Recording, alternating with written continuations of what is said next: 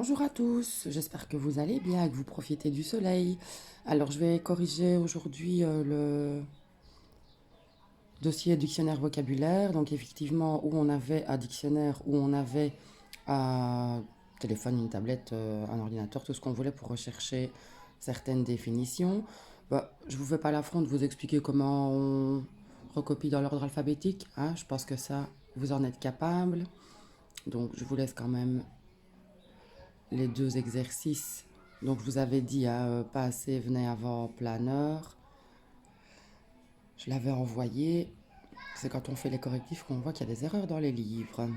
Alors, vous deviez chercher ces différents mots de vocabulaire au dictionnaire ou sur le téléphone où vous vouliez et me mettre si c'était coquillage, oiseau ou mammifère. Donc, voilà les réponses.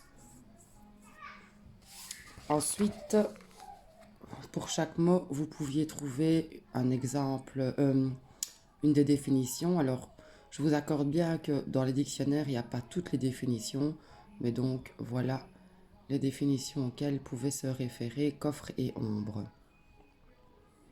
Ensuite, pour les élevages, vous aviez différents élevages, apiculture, salmoniculture et ainsi de suite. Ça ne parlait pas que des animaux, mais la plupart, oui. Donc on avait les abeilles pour l'apiculture, les saumons pour la salmoniculture, les poissons pour la pisciculture, les oiseaux ou les volailles pour l'aviculture, les moules pour la mytiliculture, pour l'héliciculture, les escargots comestibles, la sériciculture, les vers à soie, l'ostréiculture, les huîtres, la carpiculture, les carpes et la trufficulture, les truffes. Les truffes, c'est une sorte de champignon. Très recherché et très très cher. C'est souvent les cochons qui les recherchent. Alors pareil ici, vous deviez bien relier. Donc, vous aviez des mots à gauche qui représentaient des bateaux, des sortes de bateaux, et il fallait relier à leur définition. Et en dessous, les différents mots à leur signification. Donc, voilà. Ensuite, vous aviez des homophones. C'est des mots qui se prononcent de la même façon, mais qui ne s'écrivent pas de la même façon. Donc, on avait différents, lobe, injection ou injonction. Là, évidemment, c'est pas un homophone, oui. Résonne et leste. Donc, voilà les réponses.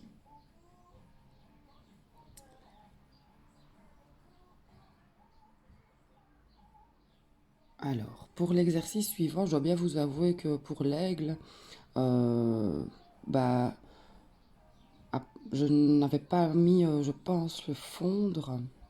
Oui. Si ça avait été foncé, j'aurais mis celui-là, mais fondre. Donc, ça bat. Vous avez pu mettre tuer. Voilà. Donc, pour le bulldozer, c'était renversé. Le bûcheron coupé. L'animal tué. La fièvre épuisée. Le joueur étalé. L'aigle, moi j'aurais mis tué puisqu'il n'y a rien d'autre. Et la maison rasée. Donc, voilà. Alors, pour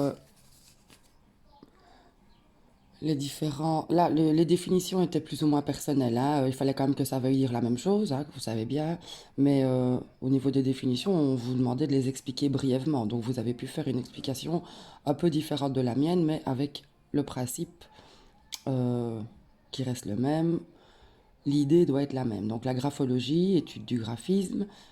PH, philanthrope qui aime l'humanité, qui aime l'humain, PH aussi, éphémère qui ne vit qu'un jour, il y a des papillons qui s'appellent comme ça, filament F, un fil qui produit de la lumière, encéphale, l'ensemble des centres nerveux du crâne, PH, atrophié PH, diminution d'un volume d'un organe ou d'un tissu, on parle souvent des muscles atrophiés quand on est resté trop longtemps dans un plâtre, par exemple. Défalqué avec un F, c'est déduire.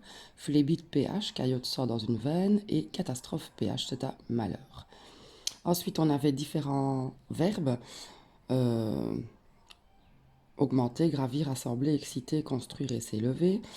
L'avion, c'était s'élever. Le prix de l'essence, augmenter. Construire pour un pont. La maison aussi construite, les alpinistes gravir.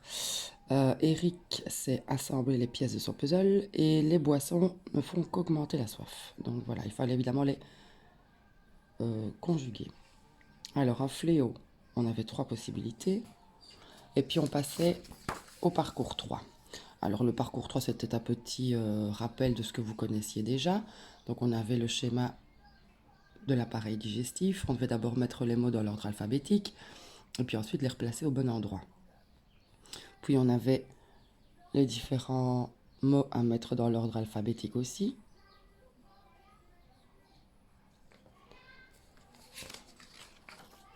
Alors là aussi il y avait une erreur parce qu'il y avait entreprise qui devait être mis à la fin et donc le verbe engager devait être mis entre enfance et enseigner. Donc voilà. Les vocabulaires pour parler des cris et des voix. Tous des verbes qui parlaient de la voix ou d'un cri. Les mots de vocabulaire où il fallait retrouver les définitions. Si vous avez autre chose, n'hésitez pas à me le faire savoir. On avait le même exercice aussi avec coquillages, oiseaux et mammifères. Voilà.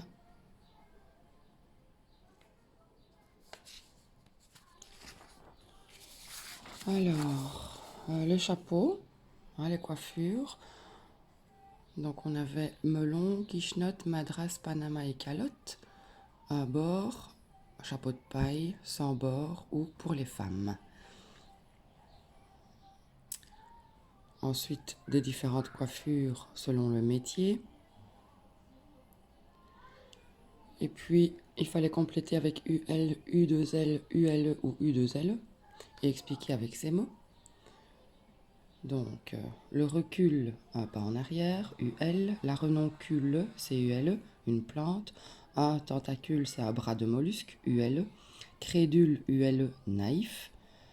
Alors, une bulle, boule de métal, BU2LE.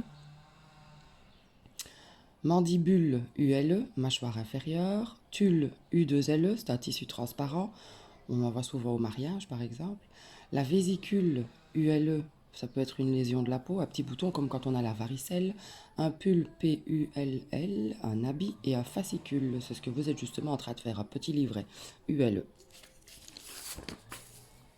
Alors, différents verbes, encaisser, hériter, décrocher, réceptionner, convier, subir et accepter, avec chaque fois l'explication qui commence par recevoir.